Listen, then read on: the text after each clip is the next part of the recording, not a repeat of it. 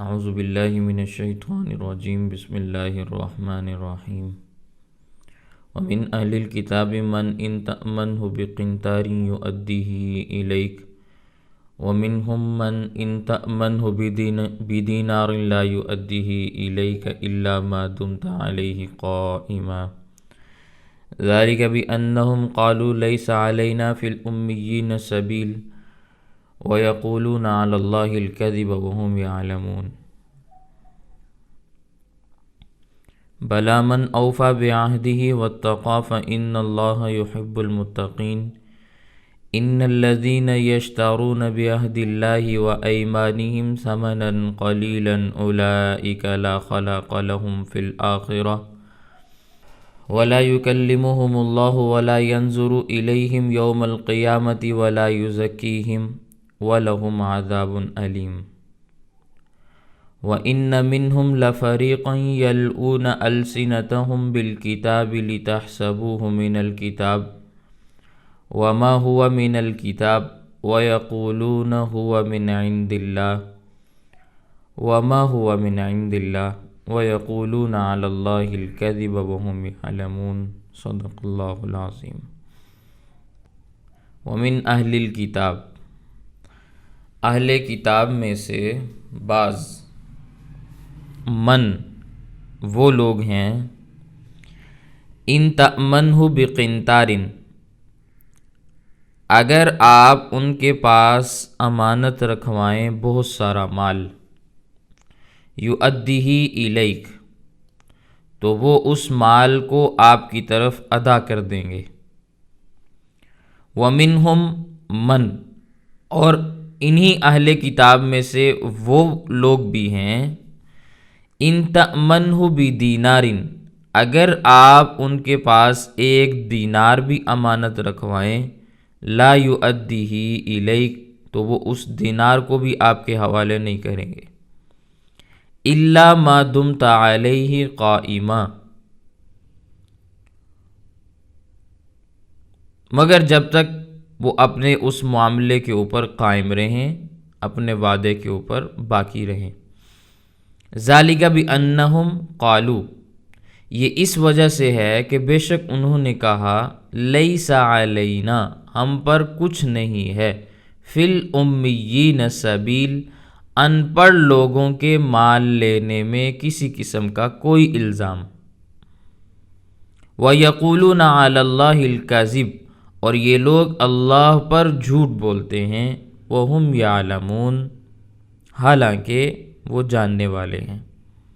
بلا کیوں نہیں، من اوفا بعہدہ جو اپنا وعدہ پورا کرے گا، واتقا اور اللہ سے ڈرتا رہے گا، فإن اللہ یحب المتقین تو اللہ تعالیٰ پھر متقین سے محبت کرنے والے ہیں۔ ان الذین یشترون بے شک وہ لوگ جو خریدتے ہیں، بعہد اللہ اللہ کے عہد کے بدلے میں، اللہ کے وعدے کے بدلے میں، وَأَيْمَانِهِمْ اور اپنی قسموں کے بدلے میں، ایمان ثمناً قلیلا تھوڑی سی قیمت وصول کرتے ہیں، اولئک لا خلاق لہم ایسے لوگوں کے لیے اچھائی میں سے کوئی حصہ نہیں ہے، فی الآخرہ آخرت میں بھی کوئی حصہ نہیں ہے، ولا یکلمہم اللہ اللہ تعالیٰ ان سے پیارے انداز میں گفتگو بھی نہیں فرمائیں گے، ولا ینظر الیہم ان کی طرف شفقت والی نگاہ بھی نہیں فرمائیں گے، یوم القیامہ قیامت کے دن، ولا یزکیہم اللہ تعالیٰ ان کو پاکیزہ بھی نہیں کریں گے، پاک اور صاف بھی نہیں کریں گے، وَلَهُمْ عَذَابٌ علیم نتیجہ یہ نکلے گا کہ ان کے لیے پھر دردناک قسم کا عذاب ہوگا۔ وَإِنَّ مِنْهُمْ اور انہی اہل کتاب میں سے بعض ایسے بھی افراد ہیں، لَفَرِيقٌ ایک گروہ ہے، يَلْوُونَ أَلْسِنَتَهُمْ بِالْكِتَابِ جو موڑتے ہیں اپنی زبانوں کو کتاب پڑھتے ہوئے، جب کتاب پڑھتے ہیں تو زبان کو تھوڑا سا ٹیڑھا کر لیتے ہیں تاکہ لفظ کوئی اور ظاہر ہو، لِتَحْسَبُوهُ تاکہ تم سمجھو اس کو، من الکتاب کتاب کا کوئی حصہ، وما ہوا من الکتاب حالانکہ وہ کتاب کا حصہ نہیں ہوگا، وَيَقُولُونَ اور وہ کہتے ہیں ہوا من عند اللہ یہ تو اللہ کی جانب سے ہے، وما ہوا من عند اللہ حالانکہ وہ اللہ نے نازل نہیں کی ہوئی بات، وَيَقُولُونَ عَلَى اللَّهِ الْكَذِبَ اور یہ لوگ اللہ پر جھوٹ بولتے ہیں، وَهُمْ يَعْلَمُونَ حالانکہ وہ بات کو جاننے والے بھی ہیں۔ یہ آیات کا ترجمہ ہے جو میں نے آپ کے سامنے پڑھی تھی۔ اہل کتاب کے تذکرے چل رہے ہیں، پہلے بھی آپ کے سامنے اہل کتاب کا ہی ذکر آیا تھا، اب بھی اہل کتاب کا ہی تذکرہ ہے۔ وَمِنْ أَهْلِ الْكِتَابِ اہل کتاب میں سے بعض افراد ایسے ہیں، من ان تأمنہ بقنطار اگر ان کے پاس آپ بہت سارا مال امانت کے طور پہ رکھوا دیتے ہیں تو وہ سارے کے سارے مال کو دیانت اور امانت کے ساتھ واپس آپ تک پہنچا دیتے ہیں، جیسے حضرت عبداللہ بن سلام رضی اللہ تعالیٰ عنہ۔ کتب تفاسیر میں بھی یہ بات موجود ہے، احادیث کی کتابوں میں بھی یہ بات آتی ہے کہ ایک مسافر آیا جو تاجر تھا، اس کے پاس 12 اوقیہ سونا تھا، ایک اوقیہ 40 درہم کے برابر ہوتا ہے، اس وقت کے لحاظ سے تقریباً 20 لاکھ اس کی رقم بنتی تھی۔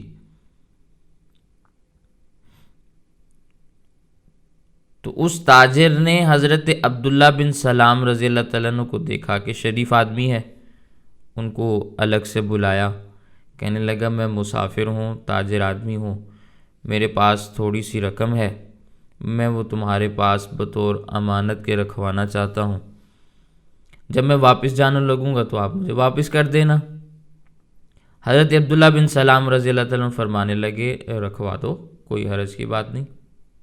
یہ اس وقت کی بات ہے جب حضرت عبداللہ بن سلام رضی اللہ تعالیٰ عنہ مسلمان نہیں ہوئے۔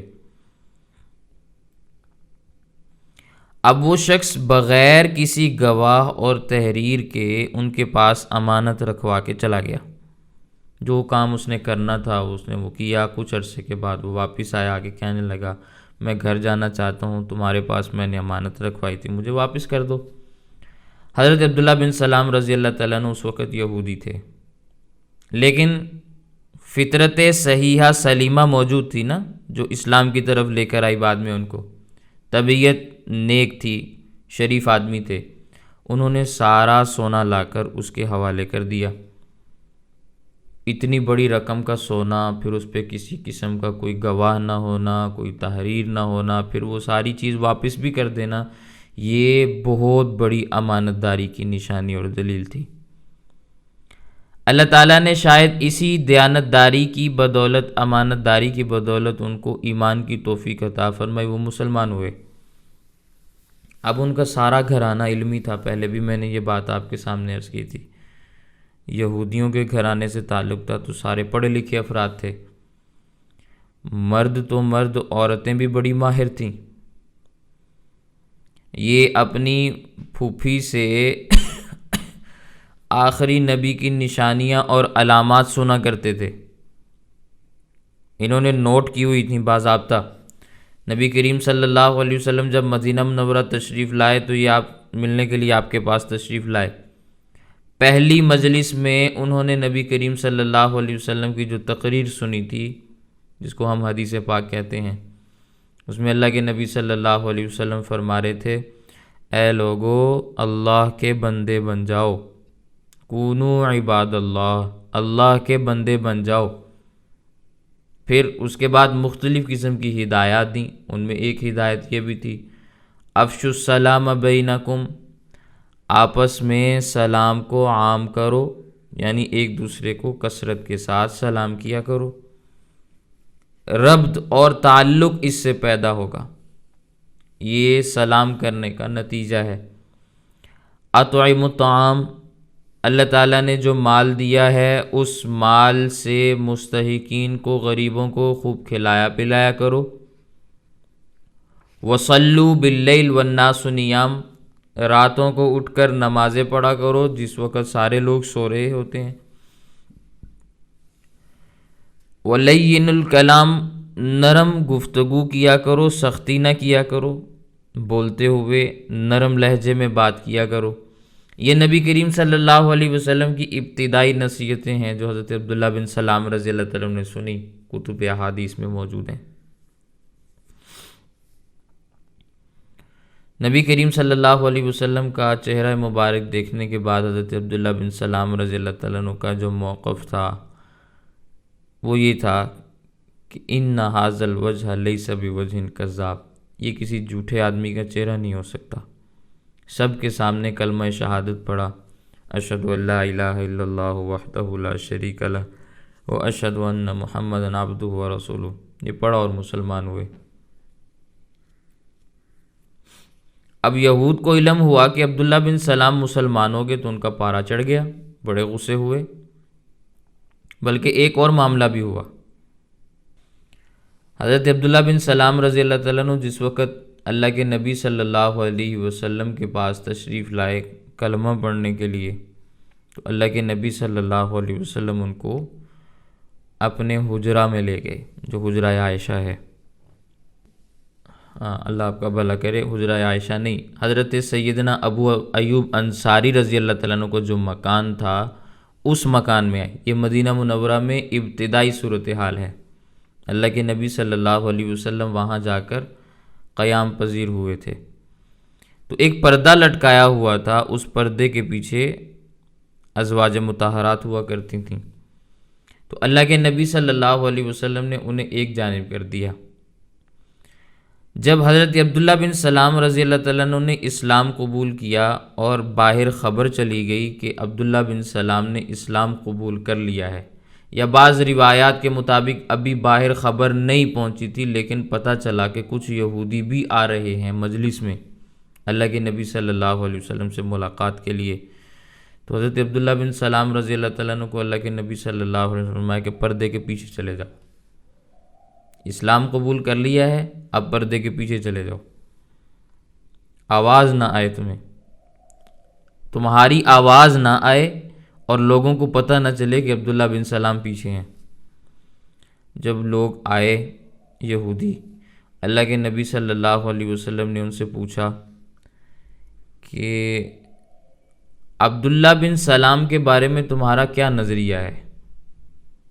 کہنے لگے بڑا بہترین آدمی ہے، ہمارا امام ہے، ہمارے امام کا بیٹا ہے، ہمارا قائد ہے، قائد کا بیٹا ہے، ان کے والد بھی بہت بڑے یہودیوں کے امام تھے نا،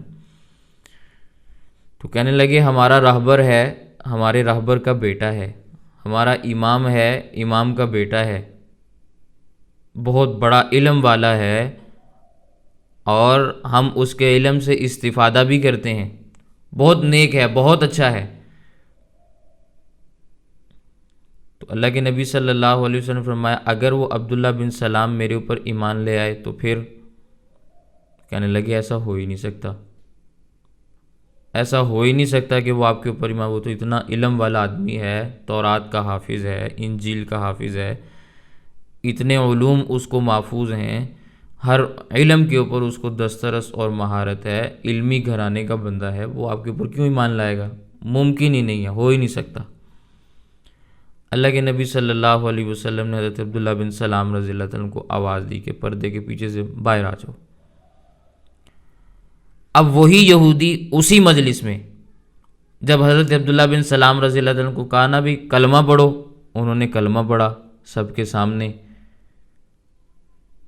وہی یہودی جو 1 منٹ پہلے کہہ رہے تھے ہمارا امام ہے اور امام کا بیٹا ہے، کہنے لگے یہ گندا ہے، گندے کا بیٹا ہے،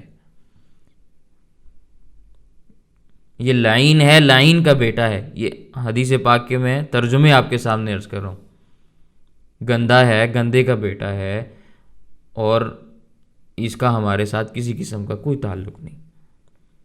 یوں انہوں نے موقف کو ایک ہی مجلس میں تبدیل کیا۔ اتنے وہ بددیانت قسم کے افراد تھے۔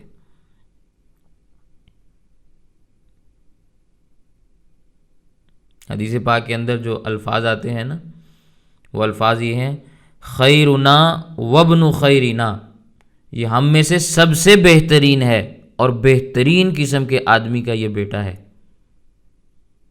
یہ جملہ تھا ان کا۔ عالمنا وابن عالمینا، ہم میں سے سب سے زیادہ علم اسی کے پاس ہے، سب سے زیادہ علم والے آدمی کا یہ بیٹا ہے۔ افضلنا وابن افضلینا، سب سے زیادہ افضل یہ ہے اور سب سے زیادہ افضل اس کا باپ تھا، یہ اس کا بیٹا ہے۔ سیدنا وابن سیدنا، ہمارا سردار ہے، ہمارے سردار کا بیٹا ہے۔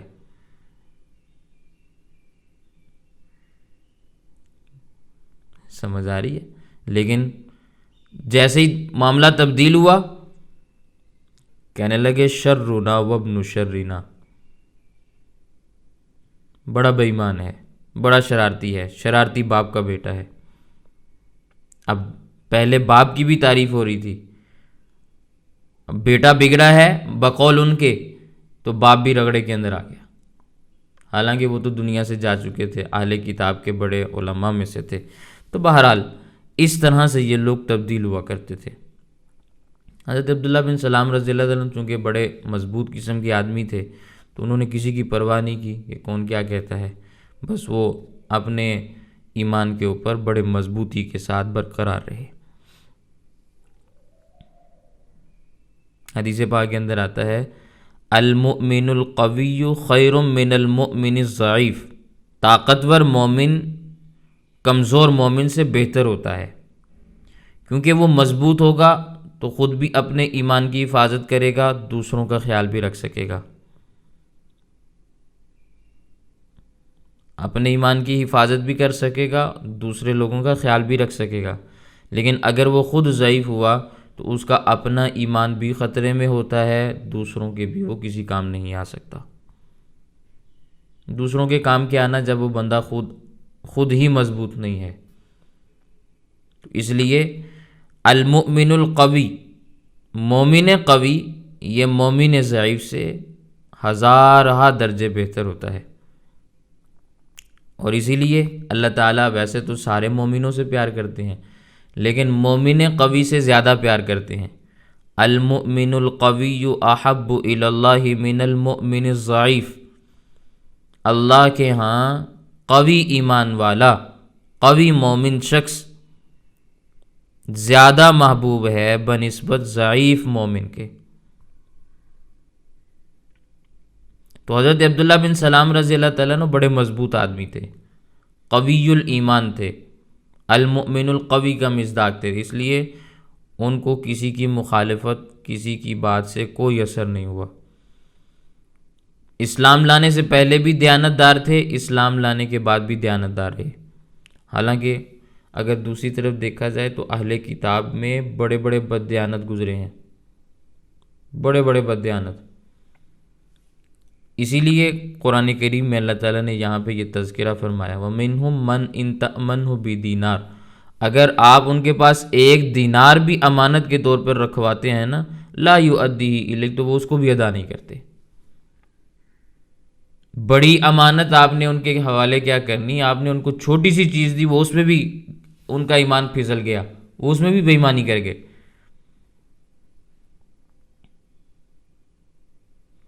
مدینہ منورہ میں یہودیوں کا ایک بہت بڑا پیر تھا، جس کو آج کی زبان کے اعتبار سے مولوی بھی کہہ سکتے ہیں، نام تھا اس کا فخاس ابن عازورہ، یہودیوں کا امام تھا۔ اس کی وضاقتہ شکل و صورت ایسی تھی کہ آدمی کو دیکھنے سے شبہ پڑتا تھا کہ شاید حضرت خضر علیہ السلام ہے، صورت اس کی اس طرح کی تھا یہودی۔ گفتگو کا انداز ایسا تھا کہ لوگ بڑے شوق سے سنتے تھے۔ یہ سمجھنے والی چیزیں ہیں۔ آج کے زمانے میں بھی بہت سارے لوگ ایسے ہوتے ہیں، لوگ کہتے ہیں ان کی بات سن کے ہمیں بڑا اچھا فیل ہوتا ہے، بڑی لذت آتی ہے، وہ کیسا ہی گمراہ قسم کا آدمی کیوں نہ ہو، لوگ کہتے ہیں بھئی گفتگو کا انداز بڑا اچھا ہے. تو انداز گفتگو سے، چرب لسانی سے ایمان کا کوئی تعلق نہیں ہے کہ فصیح اللسان وہی ہو سکتا ہے جس کے پاس ایمان ہو، اور جو ایمان والا ہے وہ فصیح اللسان ہو. نہیں، یہ ایمان کے ساتھ کوئی لازمی بات نہیں ہے. ایک ایسا آدمی جس کی زبان ہی نہیں چلتی، اٹک اٹک کے بولتا ہے، قوی الایمان ہو سکتا ہے، کامل الایمان ہو سکتا ہے، اس کو بولنا بھی نہ آتا ہو، لیکن ایمان میں مضبوط ہو سکتا ہے، سب سے آگے نکل سکتا ہے، کام بھی زیادہ کر سکتا ہے بنسبت ان افراد کے کہ جو بولتے بہت اچھا ہیں لیکن عقیدے ان کے خراب ہیں. شکل و صورت کسی کی بہت اچھی ہو سکتی ہے، بہت پیارا دکھنے میں. ویسے تو ہماری قوم کا مزاج بگڑا ہوا ہے، ان کو گندے لوگ اچھے لگتے ہیں، اچھے لوگ ان کو عجیب لگتے ہیں. یہ قوم کا مزاج ہے عمومی طور پر.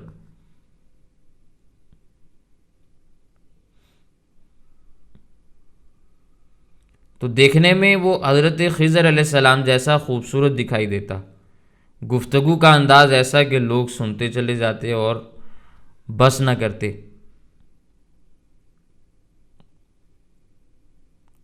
خاندان قریش کا ایک آدمی مدینہ منورہ آیا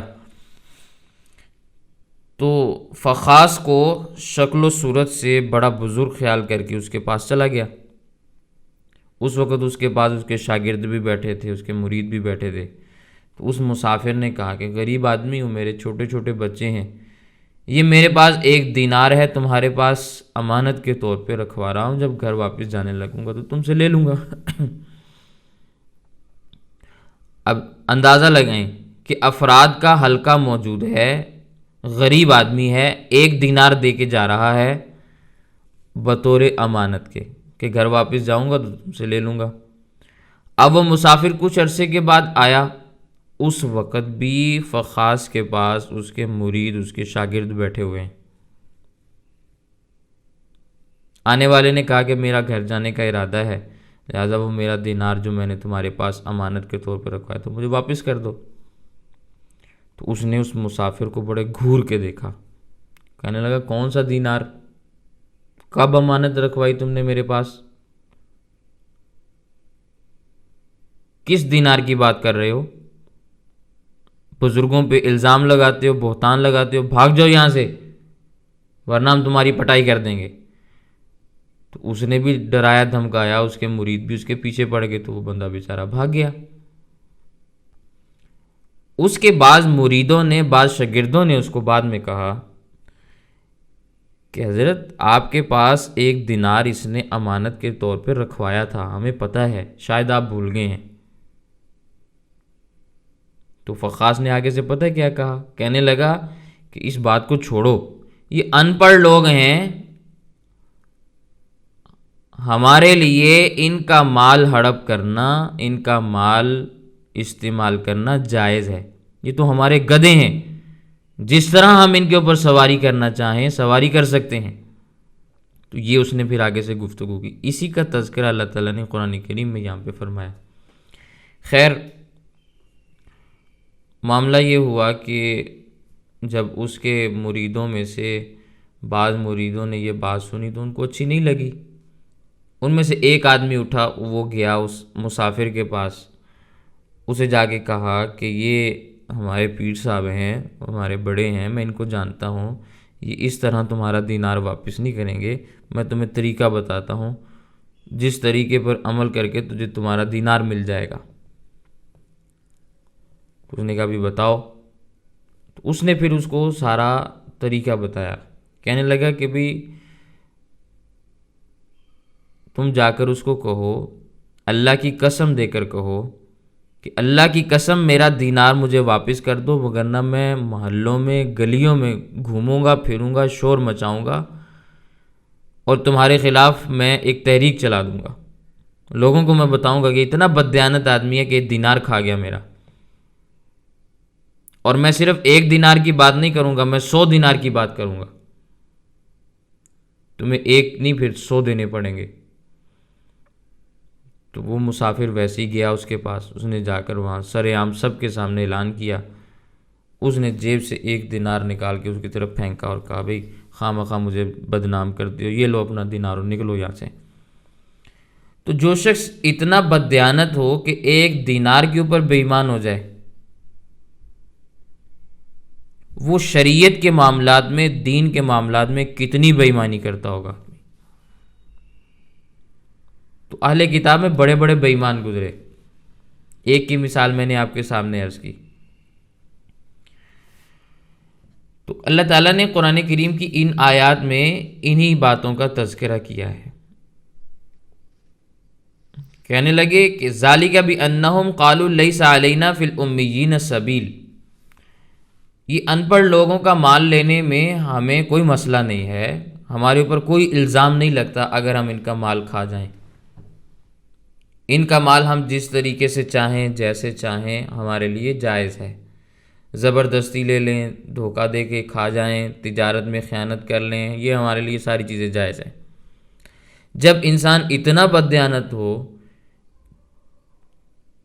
تو اللہ تعالیٰ پھر اس کو دین اسلام کی غلامی کیوں نصیب فرمائیں گے؟ وہ دین کے تابع کیوں ہوگا؟ وہ کیوں دین اسلام کو قبول کرے گا؟ اللہ اس کو ایمان کی توفیق کیوں دیں گے جو اس قسم کا بے ایمان آدمی ہو؟ پھر یہ معاملات کرنے کے بعد یہ کھاتے بھی اللہ کے لگا دیتے کہ اللہ نے ہمیں امیین کا مال کھانے کی اجازت دی ہے، اللہ نے ہمیں اجازت دے رکھی ہے کہ ہم یہ کام کر سکتے ہیں۔ وَيَقُولُونَ عَلَى اللَّهِ الْكَذِبَ، یہ وہ اللہ پر جھوٹ بولا کرتے تھے۔ تو وہ اللہ تعالیٰ پر یہ جھوٹ بولا کرتے تھے کہ اللہ نے ہمیں اجازت دی ہے۔ وَهُمْ يَعْلَمُونَ، حالانکہ وہ جانتے بھی تھے کہ اللہ تعالیٰ نے ان کو یہ اجازت نہیں دی ہوئی۔ ایک آدمی غلط فہمی میں مبتلا ہو کر کوئی بات کہہ دیتا ہے نا، تو اس کا معاملہ الگ ہوتا ہے۔ ایک جان بوجھ کے ایک بات کہتا ہے، اس کا معاملہ الگ ہے۔ کوئی آدمی یہ کہے کہ ہم بڑے نیک ہیں، بڑے پرہیزگار ہیں، ہم پڑھے لکھے ہیں، یہ ان پڑھ ہیں، یہ ہمارے گدھے ہیں، ہمارے لیے ان کا مال کھانا جائز ہے، جان بوجھ کے یہ بات کہے اور کہے کہ بھئی ہماری شریعت میں مسئلہ یہ ہے، اور اس کو اللہ کی شریعت بتلائے، اس کو اللہ کے احکامات بتلائے، تو یہ اللہ پر بہتان ہے، الزام ہے، جھوٹ ہے۔ ہاں، ایک آدمی غلط فہمی میں مبتلا ہو کر کسی کا کوئی پیسہ کھا لیتا ہے، اس کو بات سمجھ میں نہیں آتی یا بھول جاتا ہے یا کچھ ہو جاتا ہے، تو یہ معاملہ الگ ہے، لیکن یہودیوں کا معاملہ دوسرا تھا۔ ٹھیک ہے، واضح طور پر جھوٹ بولا کرتے تھے اور اس کو اللہ کے کھاتے میں ڈال دیتے۔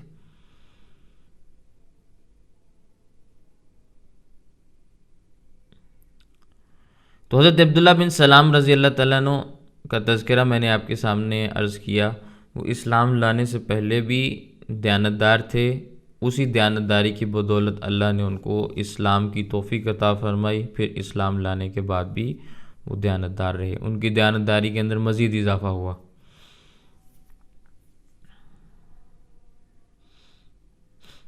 تو ایک طرف ان کا معاملہ ہے، دوسری طرف یہ فخاذ بن عزورہ کا معاملہ ہے۔ ان کے پاس اتنی بڑی امانت رکھوائی گئی، وہ امانت دار تھے، ساری چیز واپس کر دی انہوں نے۔ دوسری طرف یہ بے ایمان تھا، سب کے سامنے اس کو 1 درہم دیا دینے والے نے، لیکن یہ اس سے بھی مکر گیا، اور پھر سمجھانے والے نے سمجھایا، یاد دہانی کرائی، تو اس نے اس کو بھی جھڑک دیا، اور پھر عجیب و غریب قسم کی گفتگو بھی کی۔ جب اس قسم کے معاملات کیے تو ایسے لوگوں کو اللہ تعالیٰ پسند نہیں کرتے۔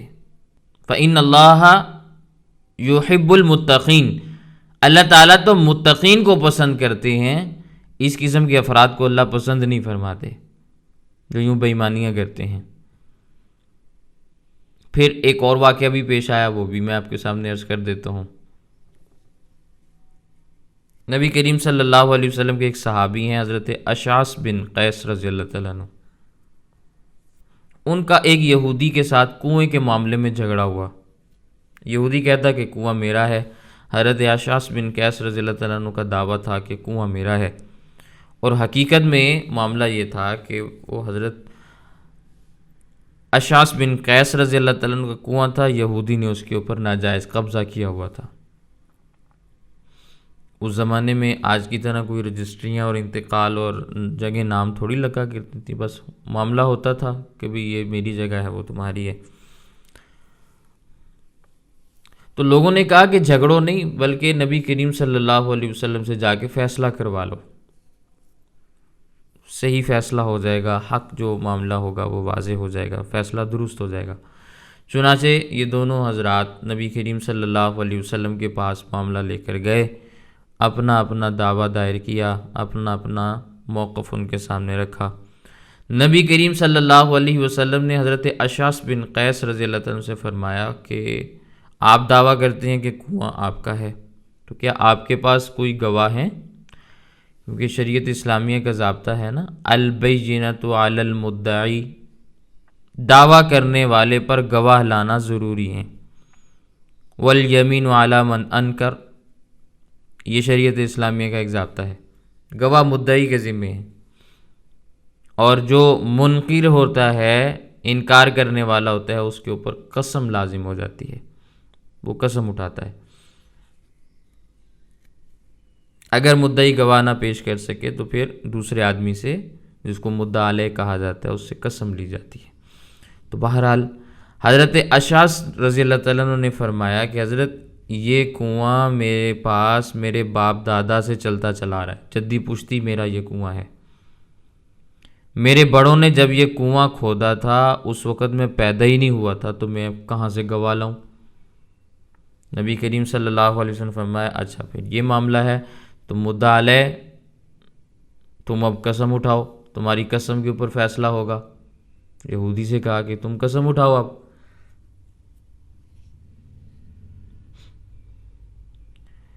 تو حضرت اشعث رضی اللہ تعالیٰ عنہ اس موقع کے اوپر بول پڑے، جب اللہ کے نبی صلی اللہ علیہ وسلم نے یہودی سے قسم کا مطالبہ کیا نا، تو حضرت اشعث رضی اللہ تعالیٰ عنہ بول اٹھے، کہنے لگے حضرت یہ تو فاسق آدمی ہے، بے ایمان ہے، یہودی ہے،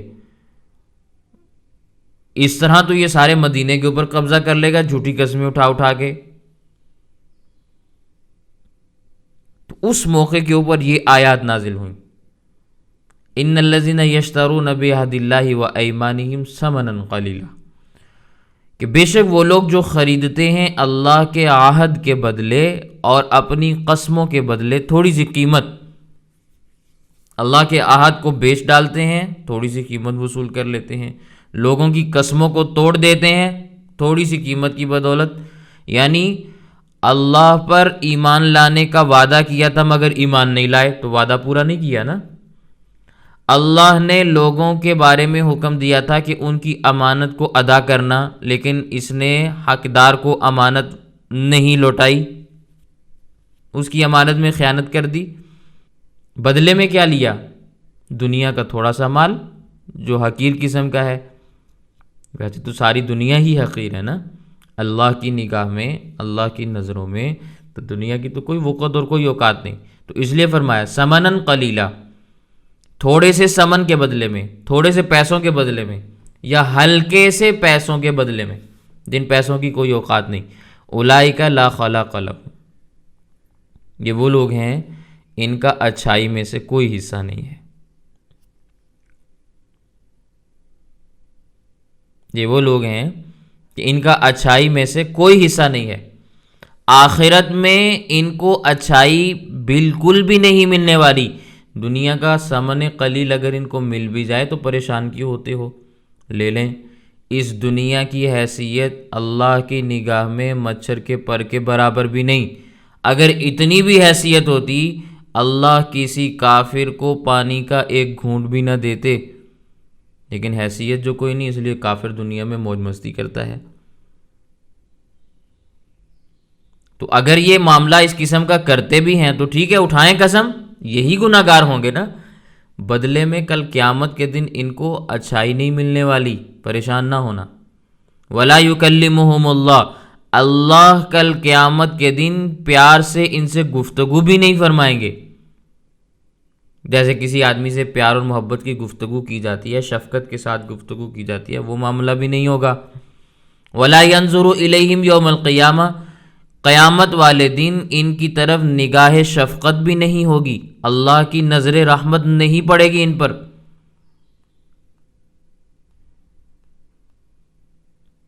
سمجھ آ رہی ہے میری بات؟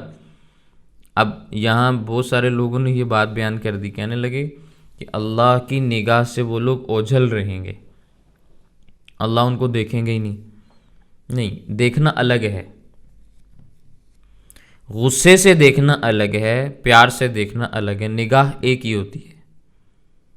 اس نگاہ کے دیکھنے میں فرق آ جاتا ہے۔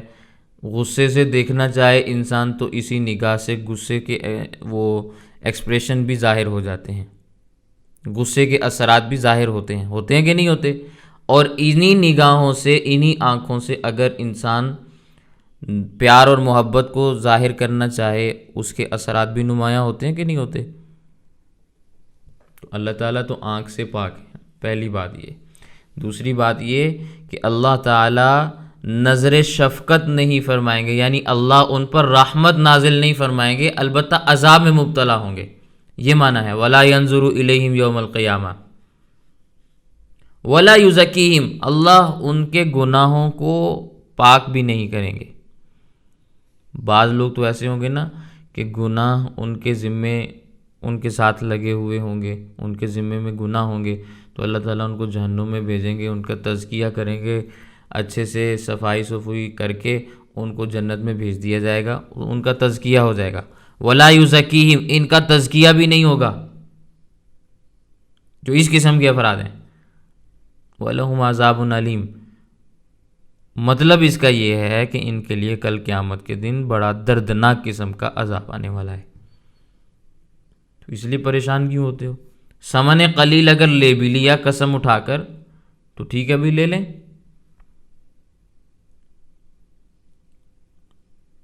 اب یہی معاملہ اسلامی عدالتوں کے اندر ہوتا ہے، جس نے دعویٰ کیا ہے وہ یا گواہ لے آئے تو اس کے گواہوں کی بنیاد پہ فیصلہ کرے۔ اب وہ گواہ جھوٹے ہیں تو اس کا معاملہ ہے، پھر وہی معاملہ اس کے ساتھ ہوگا کہ ثمن قلیل کے بدلے میں تم نے اپنی آخرت کو برباد کر لیا۔ یا پھر دوسری طرف اگر آپ کے پاس گواہ نہیں ہے تو دوسرا آدمی قسم اٹھائے، جھوٹی قسم اٹھائے گا تو ثمن قلیل لیا ہے، اس کے بدلے میں اس کے ساتھ پھر آخرت میں یہ معاملات ہونے والے ہیں جو آگے اللہ نے بیان فرمائے۔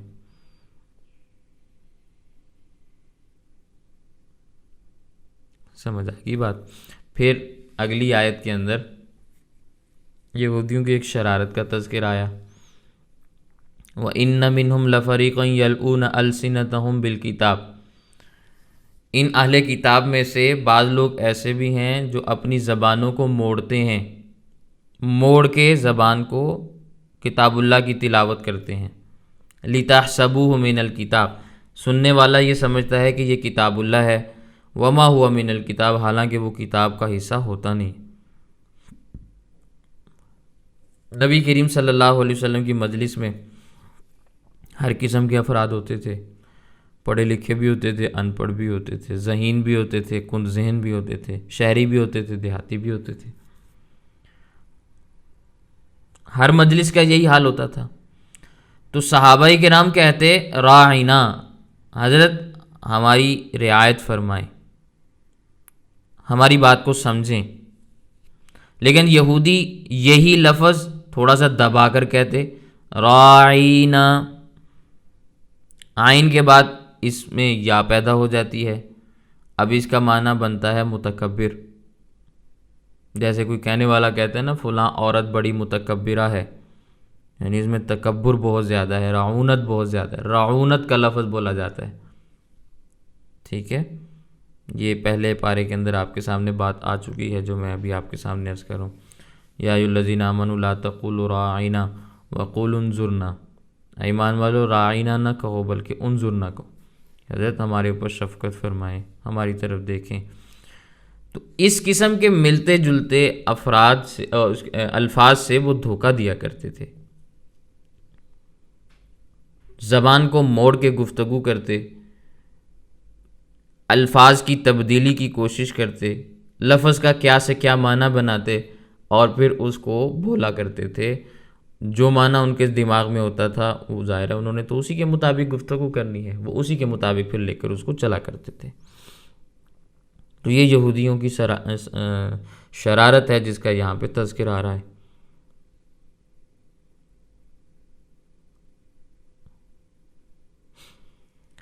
پاکستان کے بننے سے پہلے کا ایک واقعہ ہے کہ ایک طالب علم نے چوری کی، مقدمہ اس کے اساتذہ کے سامنے پیش کیا گیا، طے یہ پایا کہ قسم اٹھائی جائے گی، قسم کے مطابق معاملہ طے کیا جائے گا۔ چور نے قسم اٹھا لی کہ میں نے چوری نہیں کی، دوسرے ساتھیوں نے اس کو ملامت کی کہ بھی تو نے چوری ہمارے سامنے کی ہے، ہمیں پتہ ہے، اوپر سے تو نے قسم بھی اٹھا لی۔ تو اس نے کہا کہ بھی تمہیں معلوم ہے کہ میں نے قسم کن الفاظ کے ساتھ اٹھائی ہے؟ ساتھیوں نے کہا کہ تو نے اللہ کے نام کی قسم اٹھائی ہے۔ کہنے لگا نہیں، میں نے اللہ کے نام کی قسم نہیں اٹھائی، میں نے اللہ، الف لام الف لا نون غنہ، لام کے اوپر شد آ جائی، اللہ، اللہ۔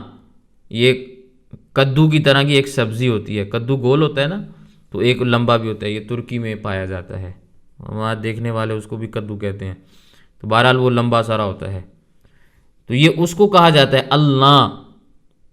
اللہ الگ ہے جس میں آخر میں ہا آتی ہے، یہ نون غنہ ہے۔ تو اس نے کہا میں نے اللہ کی قسم اٹھائی ہے، کدو کی قسم اٹھائی ہے جو گول قسم کا جو لمبا ہوتا ہے۔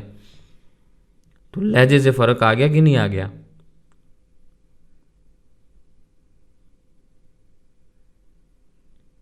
سمجھ آ رہی ہے؟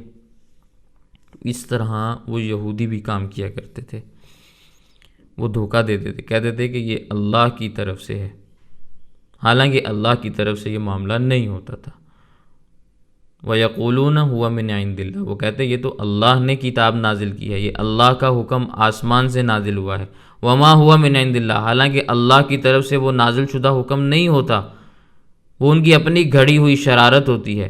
وَيَقُولُونَ عَلَى اللَّهِ الْكَذِبَ، وہ اللہ پر جھوٹ بولتے ہیں، وَهُمْ يَعْلَمُونَ، اور اس بات کو وہ جان رہے ہیں، وہ سمجھ رہے ہیں کہ ہم ہیرا پھیری کر رہے ہیں، لیکن لوگوں کو بتاتے نہیں۔